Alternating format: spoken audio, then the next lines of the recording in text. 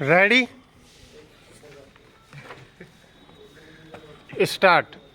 महोदय, हमारा शरीर जिन 5 महाभूतों यानी पंच तत्वों से बना है उनमें से एक तत्व जल है और शेष 4 हैं आकाश, वायु, अग्नि और पृथ्वी।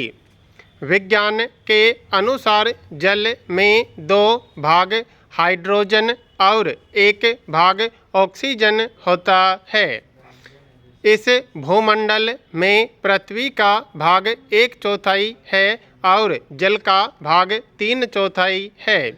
शरीर में भी 70% जल और 30% में शेष सब हाड़, मांस, रक्त आदि हैं। इस अनुपात को देखकर ही जल की महत्ता और उपयोगिता का पता चल जाता है। हमारे शरीर में जल तत्व का भाग शेष 4 तत्वों से बहुत ज़्यादा है। इसलिए शरीर और स्वास्थ्य की दृष्टि से हमें जल के विषय में विशेष रूप से सतर्क और सचेत रहना होगा। यह कहने से काम नहीं चलेगा कि जल के विषय में कुछ कहने की आवश्यकता है क्या, या कि इसके गुण, धर्म और सेवन पद्धति पर भी क्या सोच विचार करने की आवश्यकता हो सकती है।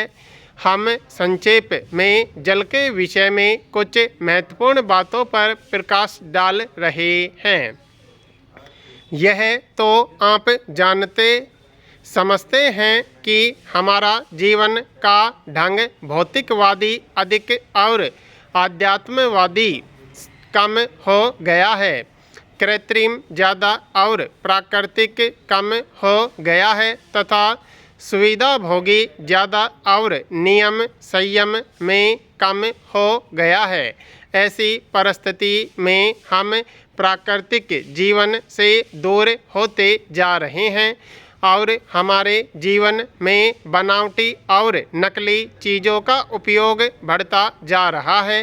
क्या अन्न, क्या जल, क्या वायु और क्या आकाश, सब कुछ अप्राकृतिक और मन चाहे ढंग से प्रयोग में लिया जा रहा है और यह विचार करने का न तो किसी को समय है, न चिंता और न जानकारी ही कि जो कुछ हो रहा है वह ठीक हो रहा है या गलत, ऐसा होना चाहिए या नहीं।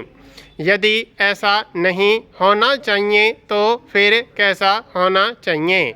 ऐसी स्थितियों और वातावरण को दृष्टिगत रखकर हमें शरीर और स्वास्थ्य की रक्षा की दृष्टि से जल के विषय में सोच विचार करना ही होगा।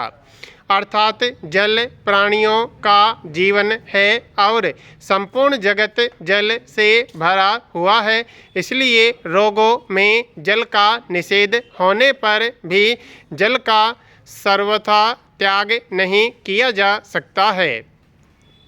जल की महत्ता इसी से सिद्ध हो जाती है कि प्यास लगने पर भी यदि जल न मिले तो प्राण व्याकुल हो जाते हैं।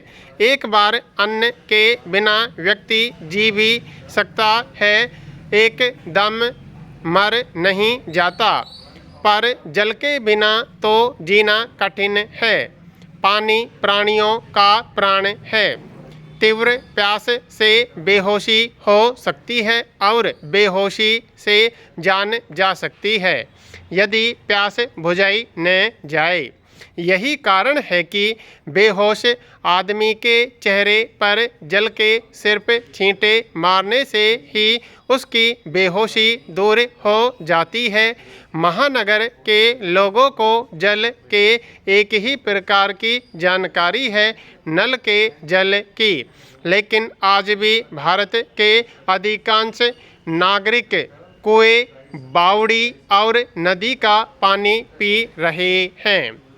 महोदय, नल के पानी को फिल्टर सिस्टम से शुद्ध किया भी जाता है, पर कुएं, बावड़ी व नदी के पानी की शुद्धता की कोई विशेष व्यवस्था नहीं, कोई गारंटी नहीं।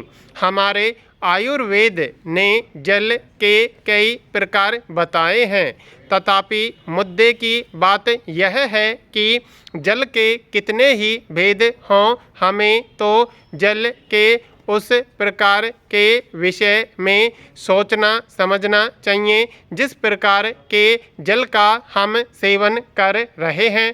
इसी प्रकार जो जिस प्रकार के जल का सेवन कर रहा हो, उसे जल के उस प्रकार के विषय में सोचना समझना होगा। उस प्रकार के जल के गुण दोष और उपयोग के विषय में जानकारी प्राप्त करनी होगी। ऐसा करके ही अशुद्ध और रोग कारक जल के सेवन से बचा जा सकेगा और शुद्ध तथा स्वास्थ्यप्रद जल का सेवन किया जा सकेगा, ताकि हमारे शरीर और स्वास्थ्य को रोगी होने से बचाया जा सके तथा शरीर और स्वास्थ्य की रक्षा की जा सके।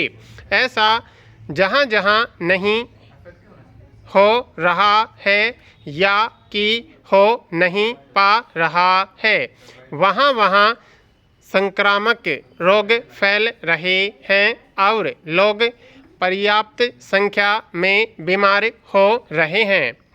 ऐसा महत्वपूर्ण है जल जिसके विषय में हम कोई सोच विचार नहीं करते और हर कहीं का जल लेकर बिना सांस लिए गटागट पी जाते हैं।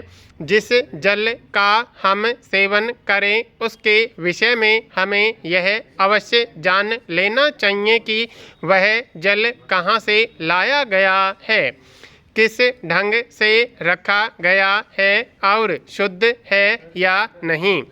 जल की जांच करने के लिए हमें निम्नलिखित मुद्दों को ध्यान में रखना चाहिए।